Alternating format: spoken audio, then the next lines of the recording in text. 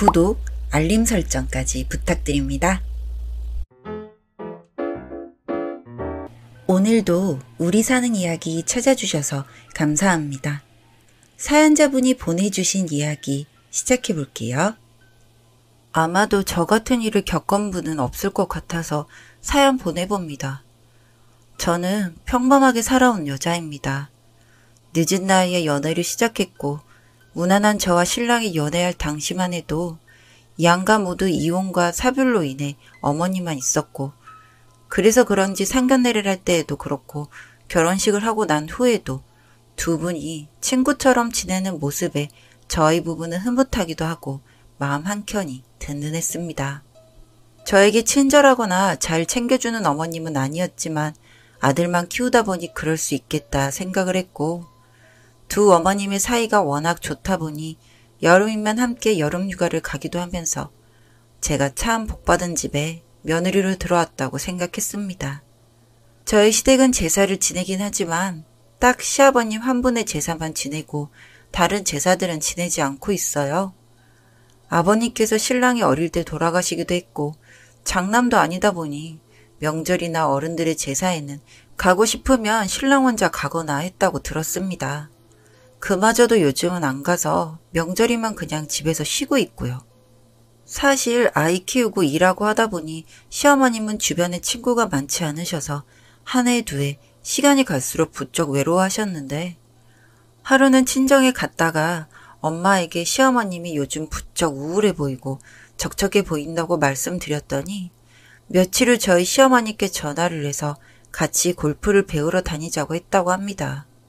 저희 친정엄마가 취미가 골프이신데 취미생활로 배워만 뒀는데 나이가 드니까 고등학교 동창이나 지인들과 같이 필드에 나가서 운동도 하고 날씨가 좋지 않은 날에는 스크린 골프를 치면서 안에서 음식도 시켜 먹고 놀듯이 운동하니까 엄청 재미있어 하시거든요. 그래서 시어머니께 엄마가 같이 운동을 하자고 권유를 했다고 해요. 저희 엄마가 제가 결혼할 때 폐경기도 오고 우울증도 함께 와서 많이 힘들어했는데 골프라는 취미생활을 하면서 친구도 많이 생기고 삶의 활력을 얻었거든요. 늘 일만 하시던 저희 시어머니께서는 그 뒤로 1년 정도 골프 연습장도 열심히 다니시고 잘 치지는 못하시지만 같은 연습장에서 만난 지인분들과 함께 필드도 다니시면서 활력을 많이 찾으셨어요. 젊었을 때처럼 또래의 사람들과 어울려 다니고 꼭 골프가 아니더라도 종종 만나서 커피도 드시고 여행도 다니시니 꽃중년이라고 말하듯이 얼굴이 활짝 피셨었어요.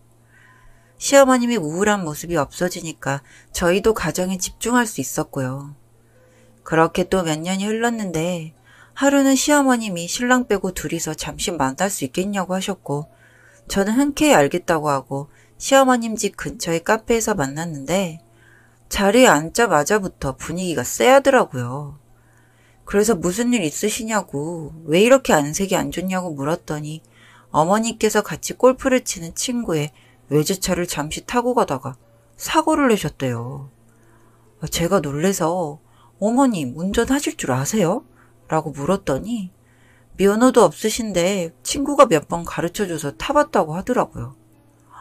나이가 어린애들도 아니고 남이 잠시 타보라고 한다고 운전을 덜컥 해버렸는데 와중에 차를 빌려준 그 친구가 외제차이다 보니 수리비도 많이 나오고 본인이 탄 게 아니니 어머니께 수리비를 내라고 했다고 하는데 수리비에 상대방 차량과 합의금까지 저한테 1,000만 원 정도 혹시 빌려줄 수 있겠냐고 하시는데 제가 신랑 몰래 갖고 있던 예금 통장에 딱 1,000만 원이 있었어요. 결혼할 때 축의금 받은 거랑 첫 아이 낳고 돌반 집값 들어온 거 등등 모으니까 한 1,000만 원 되길래 나중에 애들 대학 갈 때 쓰려고 묶어둔 돈이었거든요. 어머님은 당장 1,000만 원이 없으면 감방에 갈 처지이고 신랑은 성격이 워낙 불같아서 결국 돈은 해주겠지만 그 이후로 시어머님은 기가 팍 죽어서 집 밖엔 왕래도 못하고 지낼 것 같아서 며칠 뒤 어머님께 돈을 빌려드렸어요. 그리고 시어머니께서 그 일 이후로도 골프 친구분들과 함께 여행을 가거나 하는 경우가 많아서 친정 엄마에게 물어봤더니 처음 몇 달은 같이 배우다가 집 거리도 멀고 해서 시어머님은 시어머님 동네에서 마음 맞는 분들과 운동한다고 했다고 하고 그 이후로는 연락을 한 적이 별로 없대요. 저는 그동안 시어머님이 친정엄마 이야기를 많이 하시길래 종종 스크린도 같이 치러 가시는 줄 알았는데 그런 건 아니었던 거죠. 그날 저녁에 신랑이 집에 오더니 요즘 시어머님이 나사가 하나 빠진 것 같다고 이야기를 하길래 버릇없이 무슨 말버릇이냐고 잔소리를 하려고 했는데 시어머님이 자꾸 전화도 안 받으시고 집에도 잘 안 있는 것 같다는 그런 말을 했어요. 낮에 점심 때 외근 갔다가 시댁 근처라서 어머님이랑 밥이라도 먹을까 해서 전화를 했는데 안 받길래 집에 찾아갔는데 문에 전단지가 한가득 붙어 있었다면서. 문틈 사이에 꽂힌 전단지 같은 건 문이 열리면 빠지니까 그렇게 많이 쌓일 수가 없을 것 같은데 하길래 제가 내일 다시 연락해보겠다고 했습니다. 다음날 시댁에 갔더니 신랑 말처럼 전단지가 많이 붙어 있었고 우편함에 우편물도 많이 있더라고요. 나온 김에 어머님을 뵙고 가야겠다 싶어서 어머님이 다니는 골프 연습장에 갔고 카운터에 계시는 분께 물어보니 어머님께서 매일같이 오셔서 운동을 하신다고 지금은 일행분들과 스크린 골프를 치고 있다고 했습니다.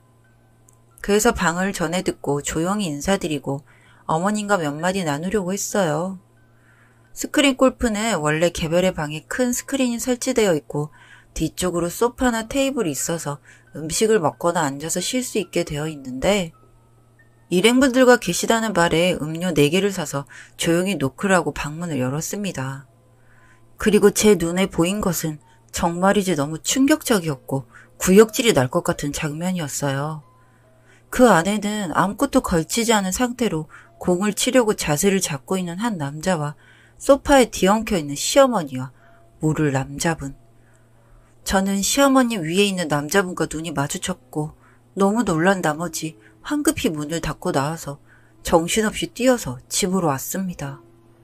가슴이 너무 콩닥콩닥거리고 그 충격적인 장면이 눈에 어른거려서 정신을 차릴 수가 없었어요. 그리고 이 내용이 너무도 지극히 개인적인 시어머님의 사생활이다 보니 신랑에게 말을 해야 하나 말아야 하나 망설이고 있었는데 그 다음날 제가 외출을 한 사이에 어머님께서 밑반찬을 해왔다고 집 비밀번호를 알려달라고 하시기에 경비실에 맡겨달라고 했더니 상하기 쉬운 음식들이라 냉장고에만 넣고 가겠다고 그리고 어제 일은 저를 볼 낯이 없다고 미안하다고 하시길래 비밀번호를 알려드렸고 몇 시간 뒤 집에 갔더니 냉장고에는 어머님이 만드신 반찬통이 있었습니다.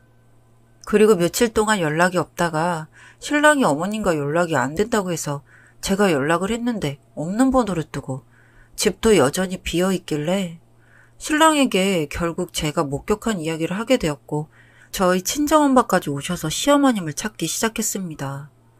시어머님의 소식을 가장 빨리 찾은 건 저희 친정엄마였는데 시어머니께 사업을 하는 남자친구가 있었는데 그분과 늘 붙어 다니시고 그분의 집에서 살고 있는 걸 알고 계시는 분을 만났고 불과 몇 달 전까지만 해도 연락이 되었는데 지금은 둘 다 연락이 안 된다고 했습니다. 답답한 마음에 집에서 신랑과 이야기를 하다가 예전에 어머님이 외제차로 사고를 낸 적이 있어서 내가 돈을 해드렸는데 라고 말을 했더니 신랑이 펄쩍 뛰면서 저한테도 돈을 가져갔냐며 말했고 1,000만 원을 드렸다고 했더니 신랑에게도 같은 이유로 1,000만 원 이상의 돈을 받아갔더라고요. 제가 알게 되면 본인을 너무 한심하게 볼 거라고 하면서 몰래 빌려갔다고 합니다. 시어머님을 찾으러 여기저기 연락을 하다 보니 시어머님이 차용증을 쓰고 여기저기 빌린 돈의 내역이 나왔는데 그 금액이 2,000만 원이 되더라고요. 여기저기 돈만 빌리고 사라진 시어머님이 이상해서 혹시나 하는 마음에 귀중품 함을 보니 텅 비어있고 저희는 시어머님을 찾길 그만두었습니다. 처음에는 무슨 일이 있을 거라고 말했던 신랑도 아이들 돌반지며 저희 예물까지 다 훔쳐서 달아난 본인의 어머니를 용서할 수가 없대요. 그것도 만난 지 얼마 안 된 남자에게 빠져서 긁을 수 있는 대로 돈을 훔쳐서 달아난 어머님을요. 저희는 시어머님이 빚을 지고 떠난 차용증들을 일일이 찾아다니며 갚았고 결국 갖고 있던 집도 더 작은 곳으로 이사를 하게 되었어요. 그렇게 잊고 지낸 지 2년 뒤 저희는 어머님을 다시 만나게 되었습니다. 전단지 포스터에 사기죄로 적혀 있고 그 옆에는 제가 그날 보았던 골프를 치고 있던 남자가 함께 있었습니다. 밑에 내용을 보니 부부 행세를 하며 공갈, 사기, 협박, 누가 봐도 범죄자로 바뀌어버린 어머님을 만나게 되었고 이 사실을 아직 저희 신랑은 모르고 있지만 기왕 이렇게 돼버린 김에 시어머니가 저희의 인생에서 영영 나타나지 않았으면 합니다. 저희 친정엄마 말고는 누구에게도 말할 수 없었습니다. 어느 누가 이런 일을 겪어봤겠어요. 지금 생각해봐도 너무 황당하고 사람이 그렇게 한순간에 바뀔 수 있는지 소름 끼칠 뿐입니다. 사연은 여기까지였고요. 우리 사는 이야기 시청해주셔서 감사합니다.